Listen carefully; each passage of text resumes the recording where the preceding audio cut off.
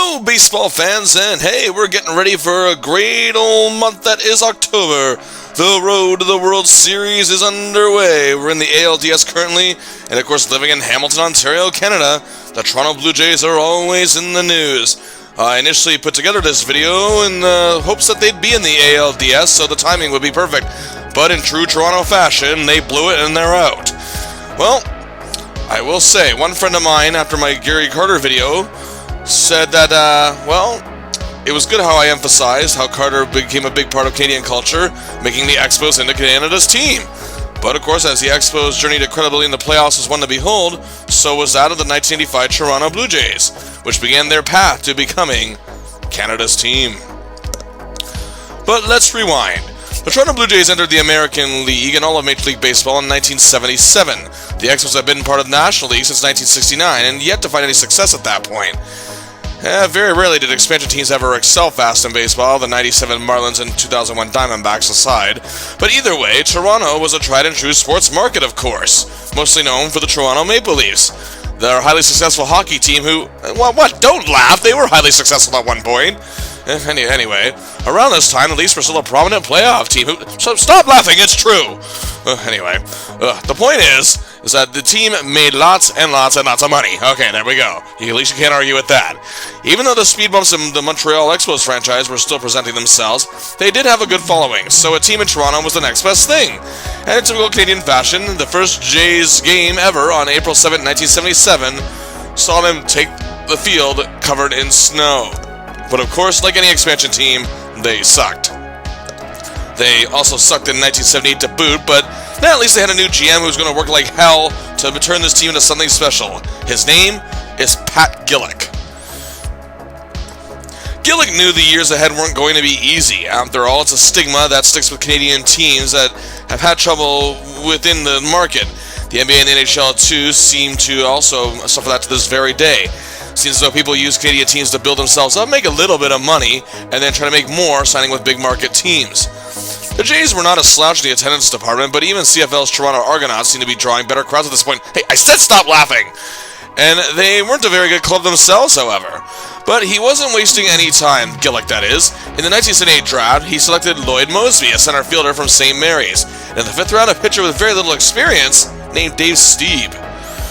And one of the few bright spots of their 1978 season was a highly skilled first baseman named Willie Upshaw, cousin of NFL legend Gene Upshaw. Check out my Raiders video.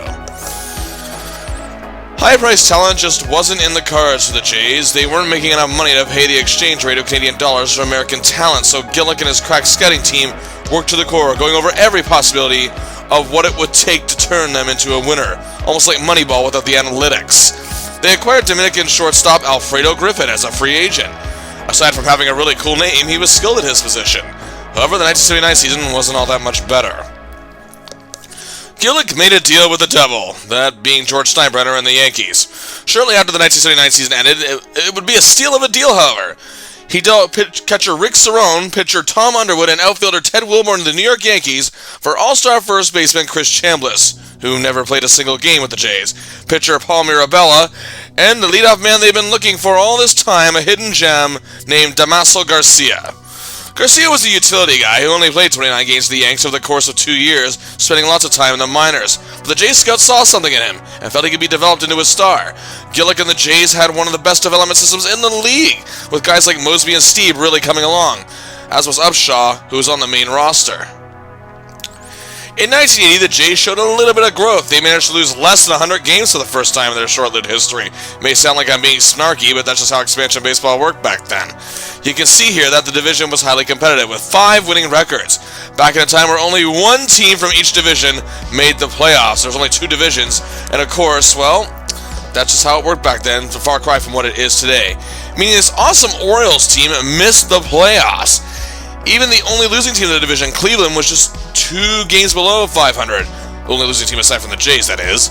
And the Jays were still clearly the worst, in a division full of heavy money markets that just wasn't easy to compete with. Despite this, however, Dave Stieb, the young prospect pitcher, was becoming immensely popular in Toronto and a big star among the media. Well, Lloyd Mosby had a good rookie season. So did a minor league catcher named Ernie Witt, who actually played some games for the Jays in the first season. Also Garcia, the man the Yankees gave up with little fight, well, was 4th place in Rookie of the Year voting. The Jays at least had some promise at this point. 7 young players being developed. You then had Alfredo Griffin, another youngster who was becoming very popular amongst fans as well. But it didn't look like this was going to happen anytime soon. It wasn't near enough yet. The infamous 1981 strike shortened the season, and of course, the first half of the season was abysmal for the Jays. Yes, only the first half. They were 16-42, outright awful.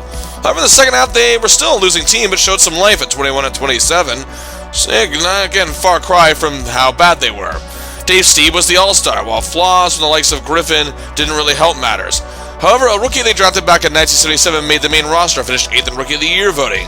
A superb hitter also from the Dominican, named George Bell, who the Jays acquired in the 1980 Rule 5 draft, as Bell was originally under the umbrella of the Philadelphia Phillies.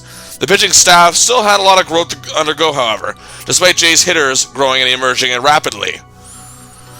In the offseason, the Jays hired a new manager. His name was Bobby Cox. After a 4-season stint with the Atlanta Braves, before you get confused, it was his first stint with Atlanta, he arrived in Toronto. Cox also had success in the 1970s developing young talent in the Yankees farm system, and assisted Billy Martin as a coach in 1977, getting himself a World Series ring in the process before his move to Atlanta. The Jays had their best season yet in 1982, 78-84. Well, the likes of Mosby, Witt, Upshaw, and Garcia all improved their numbers, while George Bell sadly missed the entire season. Griffin's numbers, however, seemed to be dwindling somewhat, but was still good defensively. But there was another rising star in Toronto who finished 8th in Rookie of the Year voting, right fielder Jesse Barfield, selected back in 1977 during the Jays' first year, a pulverizing home run hitter, and it was clear that this was the man that Cox wanted to guide, and this was a team he wanted to guide. But the division was still competitive, and the Jays were still in last.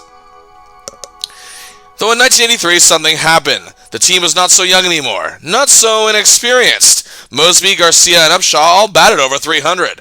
Also, Upshaw, along with Barfield, hit 27 homers, tied for 9th in the American League. Also, to boot, Upshaw's 104 RBIs was 8th in the league. Also, pitching was coming together. It wasn't just Dave Stieb anymore. Jim Clancy, the remnant from their expansion year, was pitching some of his best baseball. The bullpen was still fighting some weaknesses, but slowly improving. Steve, however, was 3rd in the American League in strikeouts, 3rd in complete games, tied for 2nd in shutouts, and 3rd in ERA. Doyle Alexander was a journeyman pitcher and a reliable veteran who joined the team from the Yankees. As a result, the Jays finished 89-73, their first winning season in team history. But even that was just good enough for 4th place. But the Jays were being taken seriously by the experts all of a sudden, and in 1984 they were touted as a heavy favorite to take the American League East. However, they still weren't the favorite. The favorite was the Detroit Tigers, and that's exactly what happened. The Jays again finished 89-73, however this time it was good enough for 2nd place, but 15 games back of the stacked Tigers, who would go on to win the World Series that year. But there was hope in Toronto. Their attendance had skyrocketed to boot. Blue Jay Mania was alive and running wild in Toronto. Ryan Smolinix, the team's 3rd baseman, who was a utility player and minor league dweller for the Angels for quite some time, the Royals most of his career, until he joined the Jays in 1982, had 100 hits in the past 2 seasons, and was his first season batting over 300. Garcia was among the best base-stealing leaders and probably would lead the league a time or two already at this point, if not for some guy named Ricky Henderson. Also, a new star was emerging in a young man by the name of Tony Fernandez, who looked to be a star in the making. Steve was again incredible, 2nd in ERA, 2nd in strikeouts.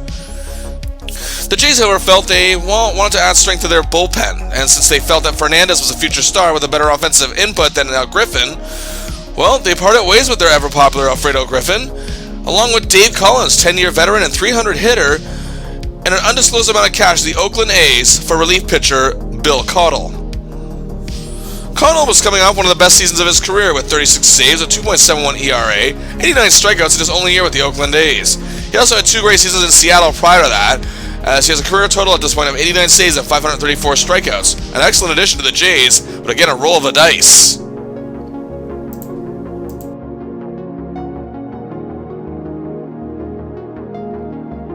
Just a mere 2 days after this trade took place, Gary Carter was traded by the Montreal Expos to the New York Mets. The Expos at this point were still Canada's team, despite the Jays' ever-growing popularity in Ontario. The Expos received that identity thanks in large part to Carter, who was the face of baseball in Canada for nearly a decade at this point.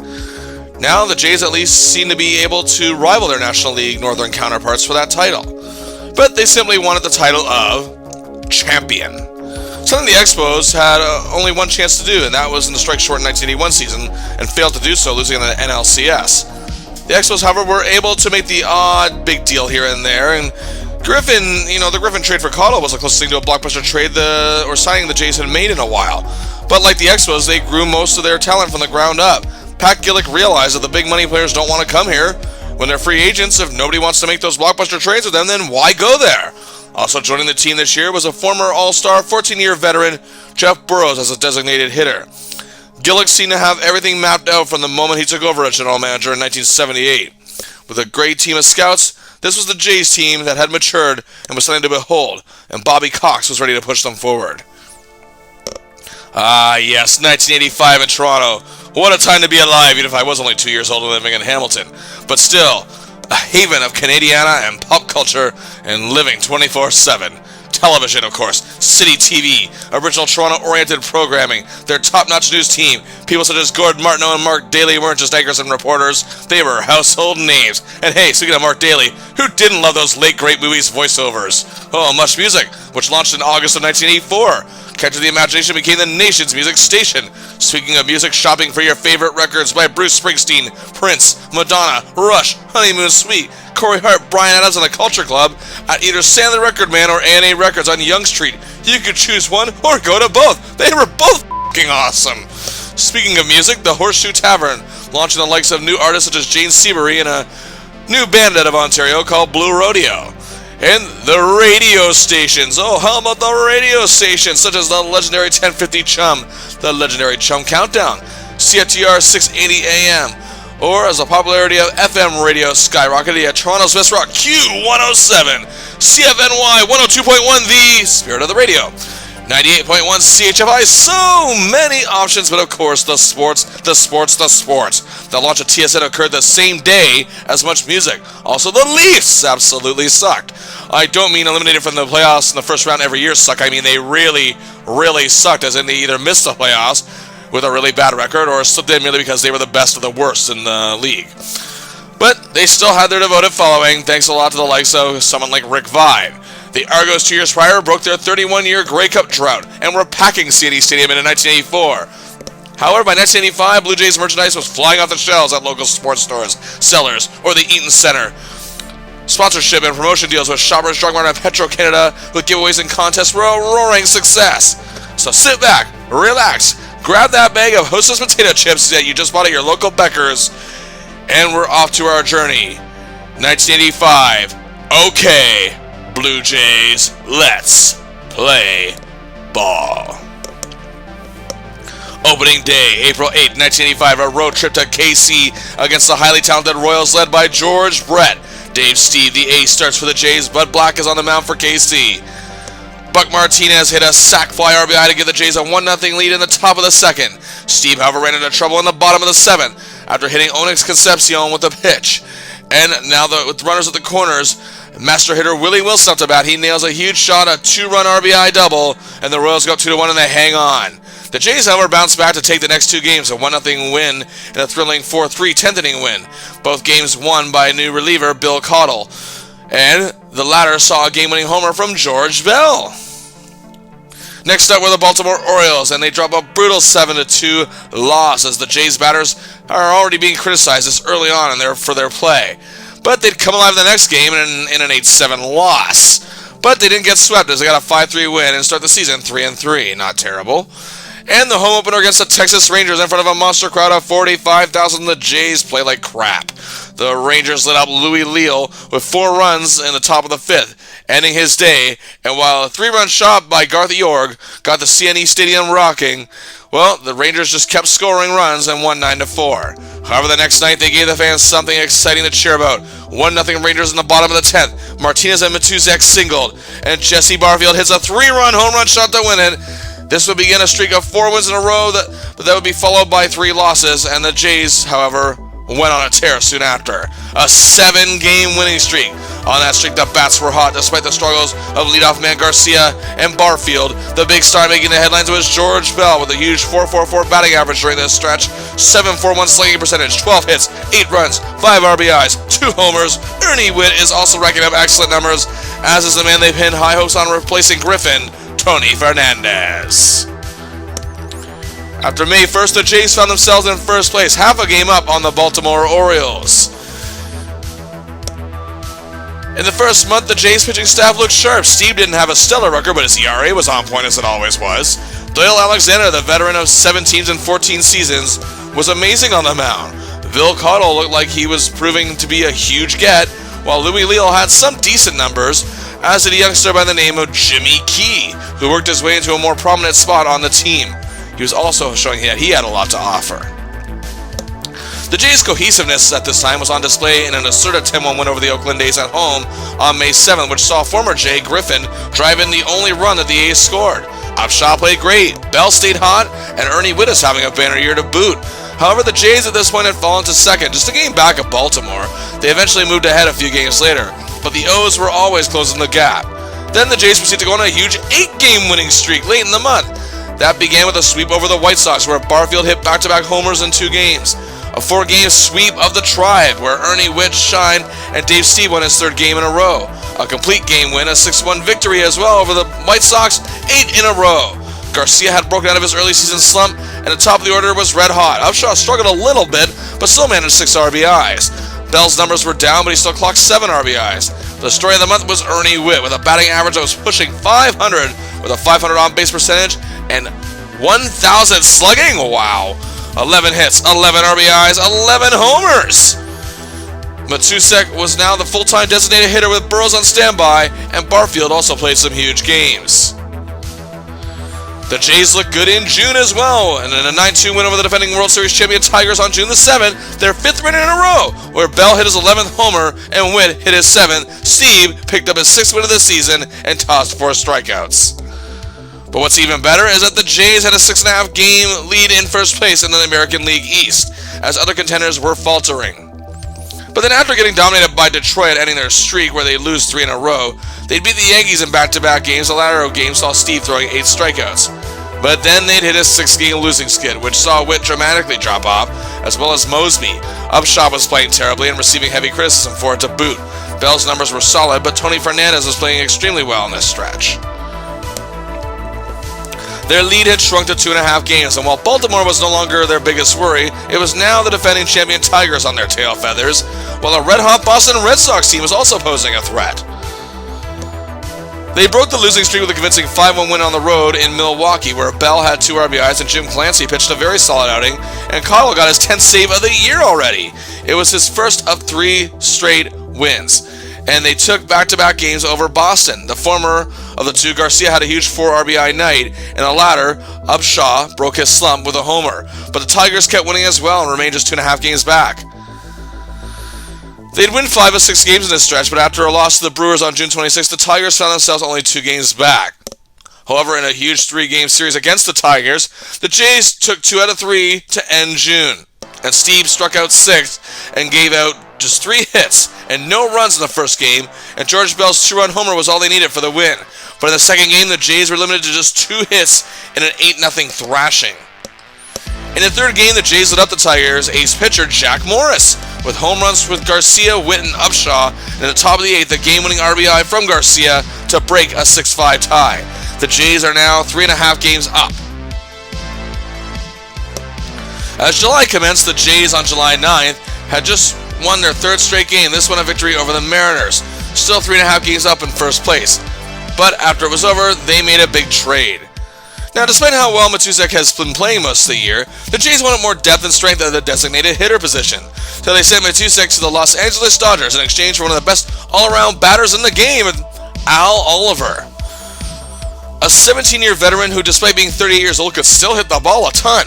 He was a lifetime .304 hitter at this point, closing in on 2,700 career hits, with over 1,300 RBIs and added 214 home runs in his career.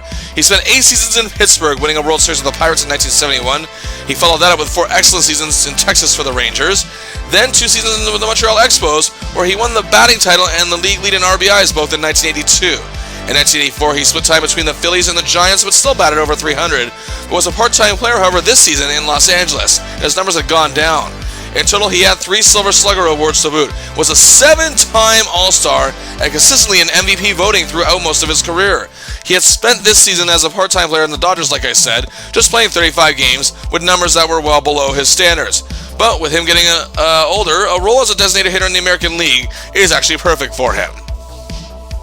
His first game was a huge hit, literally. In a game that saw 5 home runs hit, Oliver was one of them.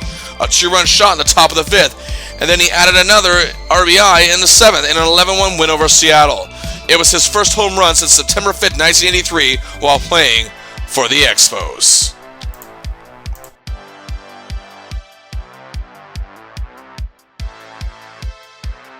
Going into the All-Star break, the Jays were still in first, 2.5 games up, but now had to worry about a red-hot Yankees team, while the Tigers were also still in heavy contention. But either way, this is their best start in team history up to this point. 4 Blue Jays were selected to play in the Midseason Classic, their highest ever. 2 of their pitchers, as you could have chosen a few out of this lineup on the bullpen, but it was ace Dave Stieb, as well as breakout star Jimmy Key, the latter of whom makes his first appearance while Stieb makes his 5th and 3rd straight, while Ernie Whitt makes his first All-Star appearance and Garcia makes his 2nd consecutive.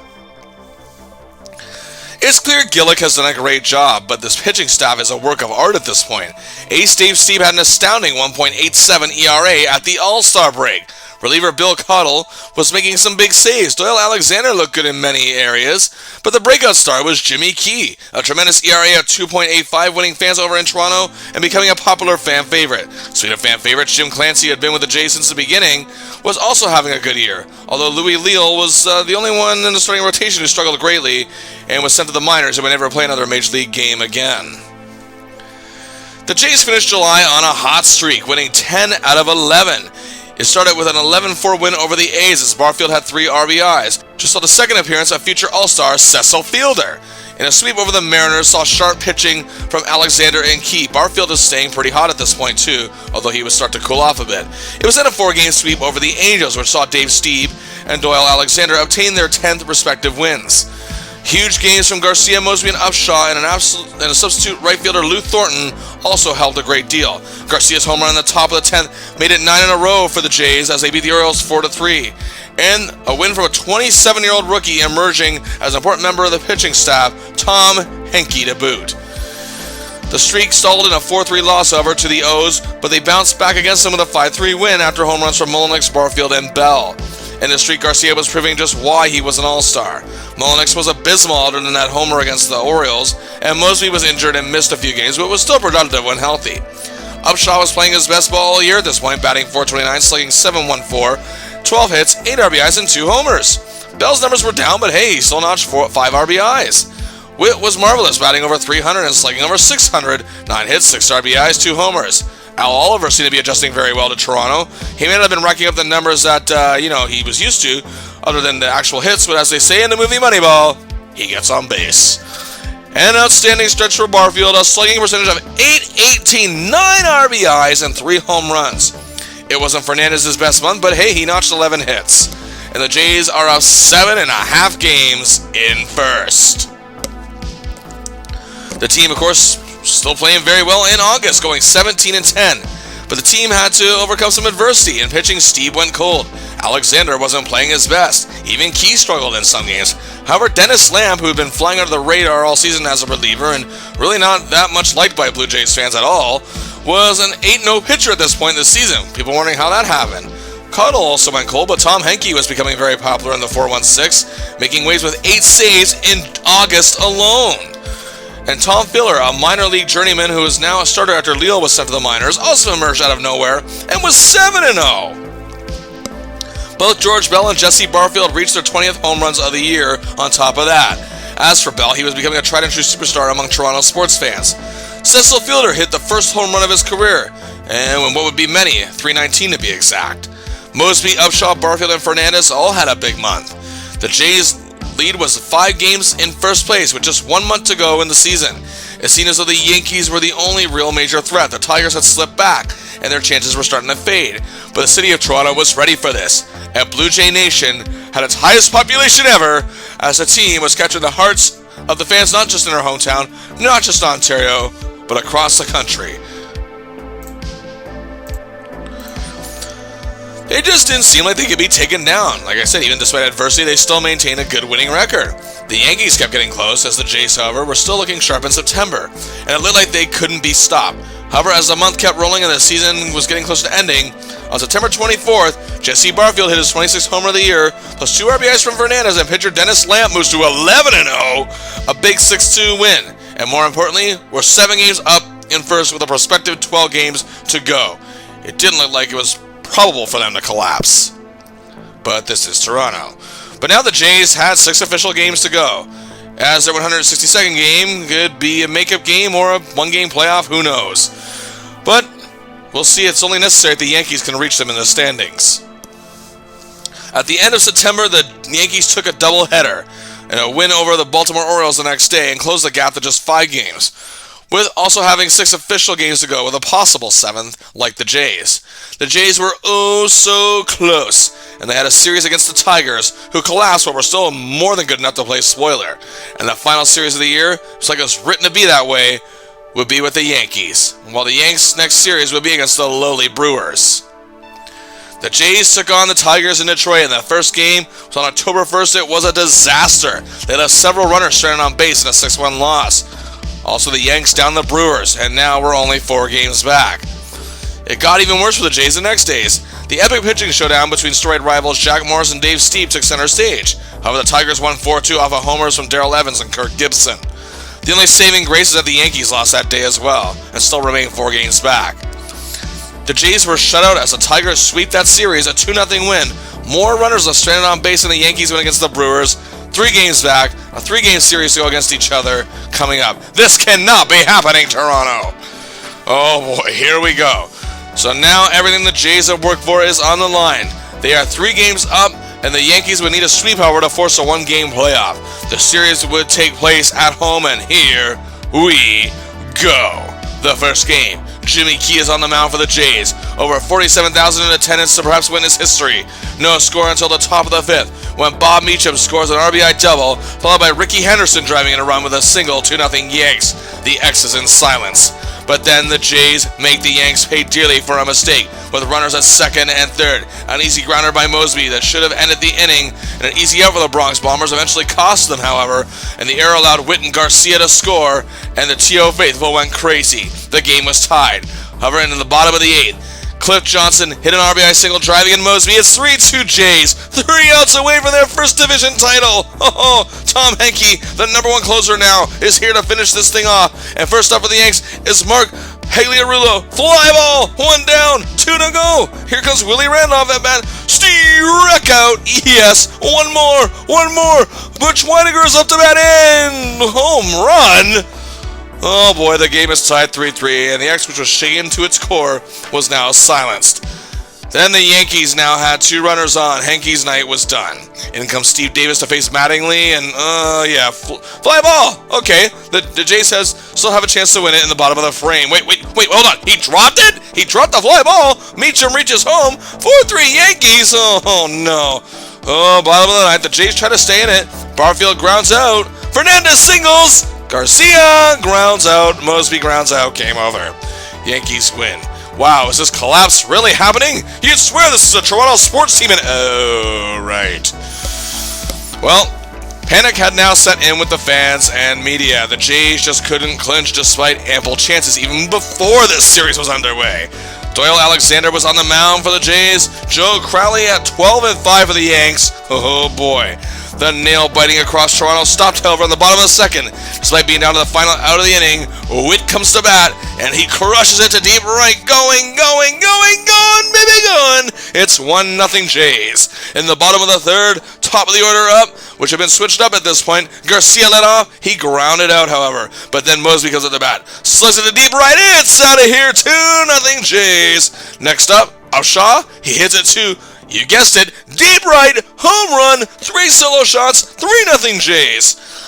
Oh, but they weren't done. Later in the inning, still only down to just 1 out. Runners at the corners, a sac fly from George Bell. Oliver scores 4-0. The X is rocking. In the fourth, however, the Yanks got on the board with a Dave Winfield RBI. But then Garcia notched one of his own, driving Fernandez home with a single. The Jays lead 5-1. The Yankees just can't get anything going. Top of the ninth, Alexander still in the game. Don Mattingly, one of the best in the league, is up to bat. He grounds at the first, 1 down, 2 to go. But here comes Dave Winfield. Fly ball to left. Cut! One more out, one more to go. Ron Hesse up to bat. Swings, fly ball to left, and it's caught. The Jays win the division. The Jays win the American League East. Exhibition Stadium and the city of Toronto, all across Ontario, and a huge TV audience across Canada go crazy. For the first time, the Toronto Blue Jays, yes indeed, American League East champions. Hey, it may have taken longer and a little more difficult than it should have been, but hey, they got there in the end. That's all that matters. The regular season was now over, and the Jays had a historic season with historic numbers for this franchise. Just look at this pitching staff. Dave Steve reached 14 wins and led the American League with a 2.4 ERA, and amassed 7th best in the AL with 167 strikeouts. Another huge year. Jimmy Key, the big breakout star, also amassed 14 wins and just 6 losses. His ERA was an even 3, which was good enough for 4th in the league. Doyle Alexander, the seasoned veteran, tied his career high and led the team with wins with 17, which was tied for 5th best in the American League, and also had a very impressive 142 strikeouts. Despite not ending the year as the team's top closer, the acquisition of Bill Caudle was still a success, with 14 saves, tied for 10th in the league, and an ERA just under 3. Jim Clancy contributed with 9 wins. Tom Fielder, of course, has 7-0 record as he was thrown into the starting rotation and became a surprising star in Toronto that year. Seeing a surprising Dennis Lamp, who is better known to Jays fans in that era as that bum, in a relief capacity, was 11-0. Yes, he was outstanding with a very good 3.32 ERA. Reliever closer Jim Acker had a breakout year with a 7-2 record with 10 saves and a 3.32 ERA. And finally, the surprise breakout star, 27-year-old rookie Tom Henke, became the team's top closer by the end of the year with 13 saves, all coming after the All-Star break. A huge 2.03 ERA and 42 strikeouts. For the Cy Young Award, despite having the best overall team ERA in the American League, as well as the best pitching staff ranked number 1, Doyle Alexander with 5 votes in 6th place. Dave Steve, yes, the leader in ERA and 7th in strikeouts, gets 2 votes for 2nd place. Pitcher Tom Henke would finish 7th, however, in Rookie of the Year voting. Oh boy, Dave Steve and the Cy Young Award, that's a whole other video. As for this batting lineup, Garcia proved to be a great leadoff man, of course, once again. Mullinax had the best batting average on the team with a .295 and led the club in on-base percentage as well. Mosby's 37 stolen bases were good enough for 6th in the league. Upshaw also had a great year despite periodic struggles early on in the season. George Bell stole many headlines in Toronto sports pages and even the front pages in general. 28 home runs led the team, as did his 95 RBIs. Ernie Wood, of course, stood out in many games. Oliver, since the trade, he started out hot, but cooled off a little bit, but was still effective in his role for the most part. Barfield had an MVP caliber season, and was also 6th in defensive wins above replacement, showing he could do it all. 27 homers, 84 RBIs, and the 3rd best slugging percentage in the league. And to top it off, the gamble of making Tony Fernandez their shortstop paid off. 163 hits, 3rd in defensive wins above replacement, and also had an excellent 2.89 batting average. Can this team even be stopped? George Bell wins his first Silver Slugger award, only the 2nd Blue Jay to do so, as Mosby did it a year prior. However, the Jays were shut out from any Gold Glove awards, as many felt Fernandez deserved the shortstop position for that award, but it was given to former J. Alfredo Griffin. MVP voting saw no Blue Jay finish in the top 3 in the voting. Barfield finished 7th, Bell was 8th. A big surprise was Tom Henke in 20th place. Ties for 21st were pitchers Dennis Lamp and Doyle Alexander, and Garcia also snuck in with some votes as well. Despite not reaching the top, the Jays had 6 players involved in MVP voting, and that was the most in the American League, showing and proving their depth and cohesiveness as a team. Yes, Gillick provided the talent, and Cox and his top-notch coaching staff brought it all together. But at long last, it was playoff time.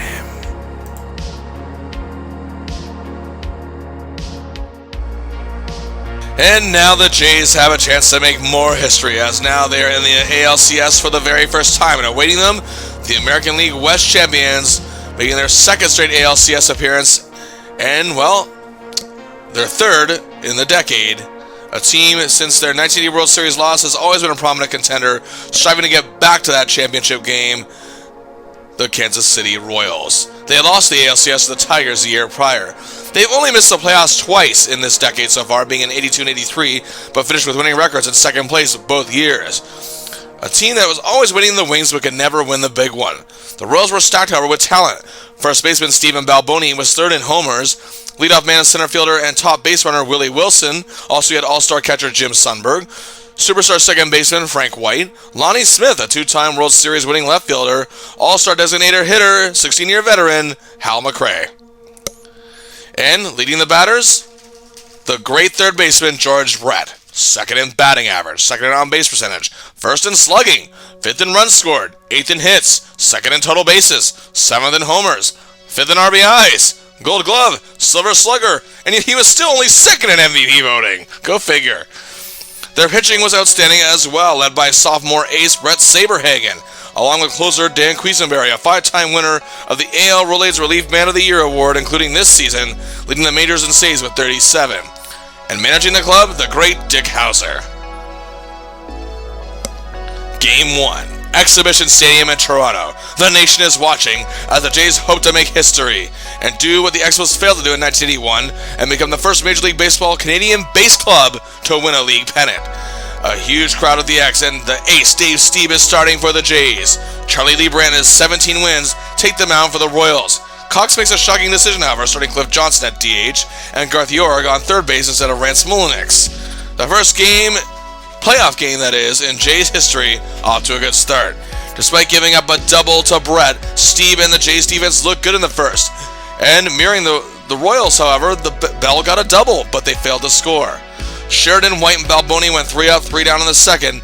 Then in the bottom of the frame with just 1 out and 2 runners on, Witt comes to bat, single to right, Upshaw races home, 1-0 Jays. Fernandez is next, single to short, York scores, 2-0 Jays.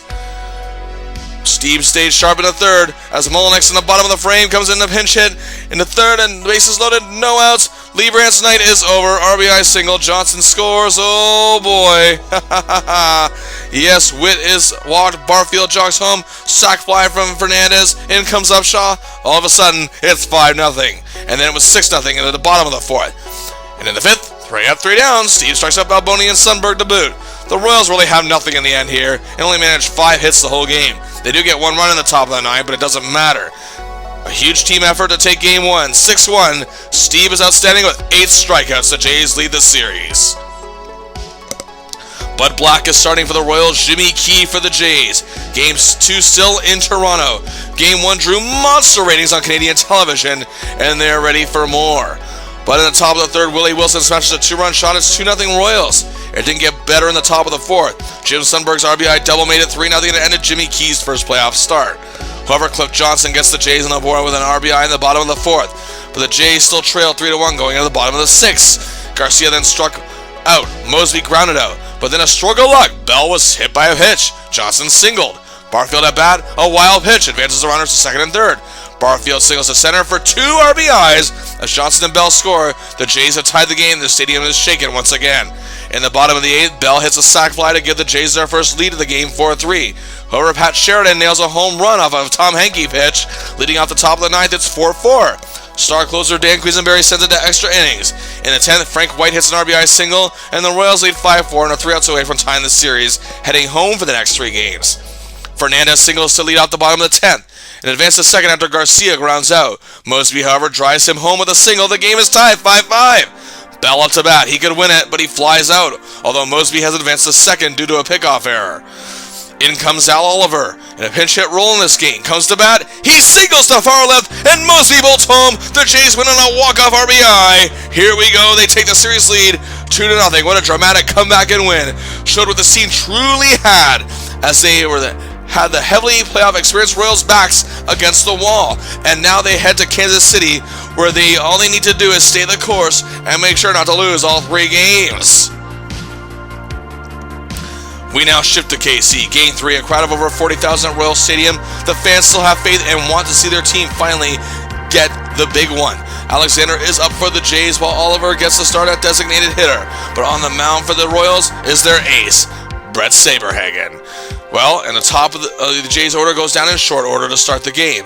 The Jays seem to look good after Smith flew out, but even though Wilson singled, he was caught stealing second. But George Brett hit a solo shot homer, and the Royals draw first blood. And the top of the second, both Bell and Oliver were on base with just one out, but the Sabres struck out Witt and Barfield back-to-back. Alexander was also playing very well on the mound. It was still 1-0 KC after 3 innings. In the bottom of the fourth, however, White hit a sac fly RBI to put the Royals up 2-0. But in the top of the fifth, the Jays light up the Sabre after Witt single to lead things off. A 2-run home run shot from Barfield, and just like that, the game is tied 2-2. Fernandez flew up, but then Garcia doubled and Mosby singled to send him home. 3-2 Jays. Mull next comes up bat. 2-run home run shot.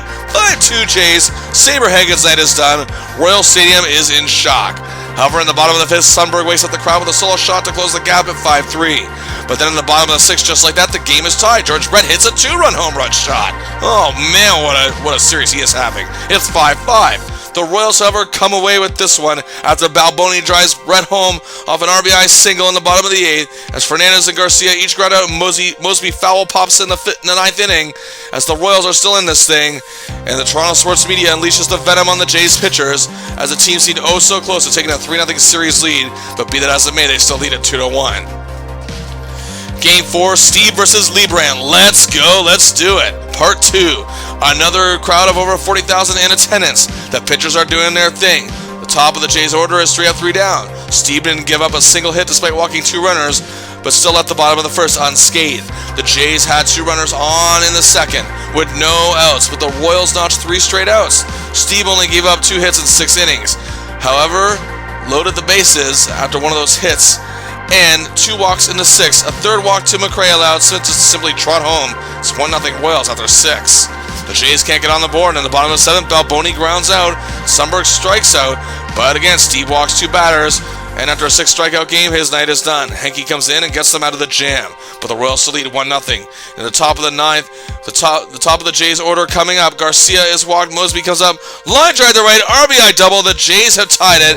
Quisenberry comes in to try to get the Royals out of this jam, but Bell singles and has runners on the corners, and Oliver comes to pinch hit. It's a 2-run RBI double to right. The Jays lead 3-1, and they win it. Oh yes, Oliver again the hero as Henke closes the game and gets the win. The Toronto Blue Jays are dominating, just 1 game away from heading to the big dance and making baseball history. Can they do it on the road? Still, however, the KC faithful haven't given up on their club. Danny Jackson gets the start for the Royals. Jimmy Key is up for the Jays. And what was the most watched Major League Baseball game on Canadian TV up to this point, the Royals struck early as Brett's RBI groundout led Smith to race home. In the bottom of the second, in his only at-bat of the game, Darryl Motley hit a sac fly RBI, 2-0 Royals. The Jays kept leaving runners stranded. 9 runners by the 6th inning were left stranded on base. The Jays hadn't scored once, leaving even the bases loaded in the 6th. In the 7th, 8th, and 9th, the Jays didn't register a single hit. A very ugly game. The Royals stay in the series, but nobody's really panicking because the Jays are still in good position, and the series is going back to Toronto. Oh yes, Toronto, the Jays Nation all across the Great White North are ready for Game 6. It's Alexander on the mound, Kubica for the Royals. This game begins fine enough, however, with Smith leading off for the Royals and flying out, but Doyle walks 2 straight batters. McRae hits a single, driving Wilson home. It's 1-0. Garcia and Mosby are at the corners to start the second with no outs. Mullenix off the bat. Bad news, double play. Good news, Garcia makes it home. It's tied 1-1 after 1. McRae strikes again, however, in the top of the third with another RBI to give the Royals a 2-1 lead. But Mosby's grounded RBI in the bottom of the frame ties it 2-2. And in the top of the 5th, and here's Brett. 3-2 Royals.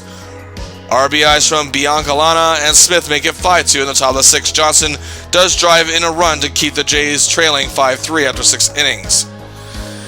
The Jays are just lifeless. It's a sad 5-3 loss, and here's the Toronto Sports Media. George Bell is hitting the ball, but they say that's all he's doing. Nothing else is happening. Despite a great batting average, nothing else has really seemed to be producing in terms of home runs or RBIs. Since Cox seems to be going back and forth inconsistently with his designated hitters, some say that's the problem. They can't decide which one to start in any given game or who's better in which role, but clearly Al Oliver is better in the pinch hit role due to his heroics in games 2 and 4. Ernie Witt, however, is the one taking a lot of the blame. He's just playing awful in this series. The Jays pitching has been strong for the most part, and even in this game they had 11 strikeouts.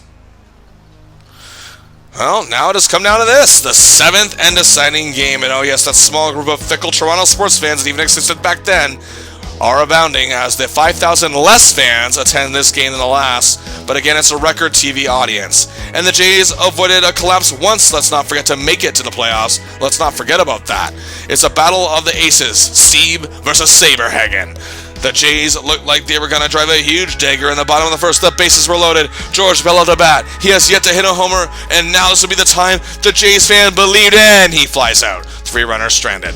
Top of the second, Sundberg scores an RBI single. It's 1-0 Royals. It stays that way after 3 innings. Top of the fourth, despite just striking out McRae, Pat Sheridan hits a solo home run. It's 2-0 Royals. The Jays finally get on the board, however, waking up the dreary crowd on the bottom of the 5th, as Upshaw, who's been quiet, scores an RBI double. Casey's lead is cut to 2-1. In the top of the 6th, Steve runs into trouble.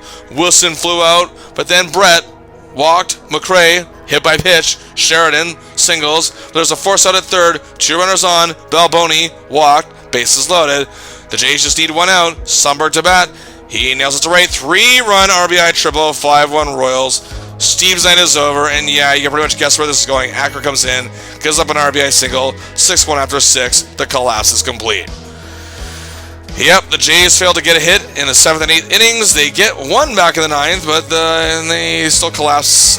Mosby grounds out to turn the dream season into a nightmare. Steve is, of course, scapegoated by the media for the reason for this loss. Bell and Barfield didn't play terribly, but only had 1 home run between them. They took the blame because of that, however, and obviously so did Cox due to some of his coaching decisions. Be that as it may, looked good at the time. The Jays became the 5th team in playoff history to blow a 3-1 series lead, but they could probably feel a little better as the St. Louis Cardinals became the 6th team to blow a 3-1 series lead in the playoffs as they lost the World Series to the Royals. Yes, the Royals made 2 3-1 comebacks in the playoffs, the only time that has ever been done. A loss like that in the playoffs can break the spirit of a team and destroy them going forward. Bobby Cox went back to the Braves to take a job as general manager. Jimmy Williams took over as the team's coach, and they fell all the way to 4th despite a winning record still in 1986. The Jays lost the division on the final weekend of the season in 1987, and then fell back again in 1988, but still again hadn't had a losing record since 1983. But the hiring of a new coach named Cito Gaston after a bad start in 1989 led into their 2nd division title. But then they had another fallback in 1990 as the Jays were a whole new team by 1991. They won the division for the 3rd time, but again couldn't make it past the ALCS. Finally, in 1992, the Jays made history, becoming the first Canadian team to win a league pennant. Oh yes! Although they did something somewhat better that year. Oh yeah, they became the first Canadian team and today the only team to win a World Series. Key and Henke were the only starting members of the team still remaining from that 85 club. However, Mullenix and Steve were still with the club and saw a little bit of action that year, while Alfredo Griffin, who the Jays traded in 1984 to give Tony Fernandez the starting shortstop